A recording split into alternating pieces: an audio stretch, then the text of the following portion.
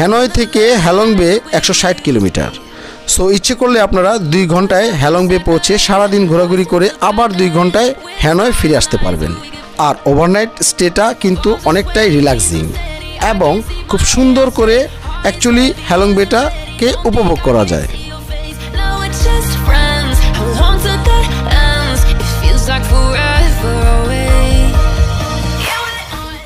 আমরা এখন বুফেতে লাঞ্চ করব, তারপর আমাদের রুমে যাব। তার আগে চলুন লাঞ্চের মেনুতে আজ কি কি আছে তা আমরা এক ঝলক দেখে নিই। খাবারের মান যথেষ্ট ভালো। ভিয়েতনামে খাবার নিয়ে মানুষের একটা ভয় কাজ করে, কিন্তু আমি ভয়ের কোনো কারণ দেখি না, কারণ এখানে যে খাবারের টেস্ট এটা একটু ডিফারেন্ট, বাট আমাদের টেস্ট বার্ডের সাথে যায়। আমরা বাঙালিরা যে ফুড খেয়ে অভ্যস্ত, ওরা কিন্তু এসব ফুড খায়ই। সো ভয় পাওয়ার কোনো কারণ নাই। এখানে আসলে আপনারা ডেফিনেটলি মজা করে খাবার খেতে পারবেন।